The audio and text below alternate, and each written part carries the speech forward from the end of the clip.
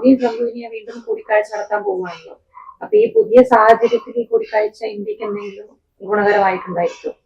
തീർച്ചയായും ലീഡേഴ്സിന്റെ കൂടിക്കാഴ്ച എപ്പോഴും ഗുണകരമാവുമല്ലോ. അഭിപ്രായ വ്യത്യാസങ്ങൾ ഉണ്ടെങ്കിൽ പോലും ഒരിക്കലും നമ്മളൊരു സമ്മിറ്റ് ഫെയിൽ ചെയ്തായിട്ടൊന്നും കേട്ടിട്ടില്ലല്ലോ. ഒരിടത്ത് ഇത് നമ്മൾ നടന്ന ഒരു വഴക്കായി തിരിഞ്ഞു അത് വരില്ല. ഡിപ്ലോമസിയിൽ ഒരു സർട്ടൺ സ്ട്രക്ചർ ഉണ്ട്, ഒരു സർട്ടൺ ഡിസിപ്ലിൻ ഉണ്ട്, ആര് എന്തൊക്കെ പറയാവുന്നതെന്നൊക്കെ ഉള്ളത്. അപ്പോൾ അതുകൊണ്ട് സമ്മിറ്റ് വരുമ്പോൾ സമ്മിറ്റ് നെവർ ഫെയിൽസ്. ഞാനെപ്പോഴും പറയുന്നു, ഹിസ്റ്റോറിക്കലി രണ്ട് ഹെഡ് ഓഫ് ഗവൺമെന്റ് വന്നിട്ട് അവർ അങ്ങോട്ടും ഇങ്ങോട്ടും തമ്മിൽ തല്ലിപ്പോയതായിട്ട് ഒരു കഥയുമില്ല. കാരണം diplomacy is like that. It's A matter of discussion and making concessions etcetera. അപ്പോൾ അതുകൊണ്ട് അദ്ദേഹം കാണുന്നത് ഏറ്റവും പ്രധാനപ്പെട്ടതാണ്. അപ്പോൾ ഇതൊരു പ്രധാന ഇഷ്യൂ ആയി അവിടെ വരാൻ പോകുന്നു എന്നുള്ളതുള്ള വ്യത്യാസം. അദ്ദേഹം പോകുമായിട്ടും എന്തായാലും അത് നമ്മൾ ക്യാൻസൽ ചെയ്തിട്ടൊന്നുമില്ല, അദ്ദേഹം പോകുന്നു. പക്ഷെ അവരെ ചങ്ങലയിട്ടാണ് കൊണ്ടുവരുന്നതെന്ന് നമുക്കറിയില്ലായിരുന്നു. ഇതൊരു പ്രധാന ചർച്ചാ വിഷയമായി വരും. അത് നമ്മൾ പറയും ഇന്ന കണ്ടീഷൻസിലാണ് അയക്കേണ്ടതെന്ന് പറഞ്ഞാൽ പിന്നെ ആ പ്രോബ്ലം ഇല്ല. പക്ഷെ നമുക്ക് we have to be friendly with America. അതൊരു biggest power in the world, how can you be? നമ്മളാണ് ബിഗ് ഡെമോക്രസി, നമ്മൾ ക്വാഡിന്റെ മെമ്പേഴ്സാണ്.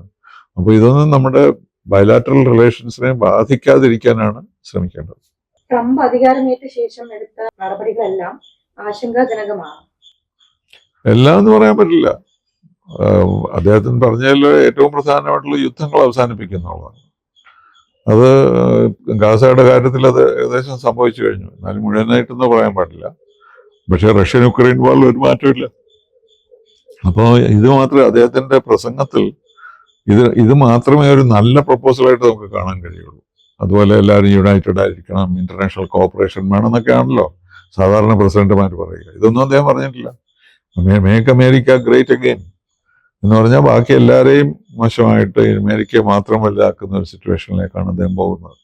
അത് തീർച്ചയായും രാജ്യങ്ങൾ അംഗീകരിക്കില്ല. അങ്ങനെ ക്ലോസസ്റ്റ് ഫ്രണ്ട്സ്, നേറ്റോ മെമ്പേഴ്സ് ആയാലും അല്ലെങ്കിൽ സൗത്ത് ഈസ്റ്റ് ഏഷ്യൻ കൺട്രീസ് അമേരിക്കയോട് ക്ലോസ് ആയിട്ടുള്ളവരായാലും ഒന്നും അതിനെ അംഗീകരിക്കാൻ പോകുന്നില്ല.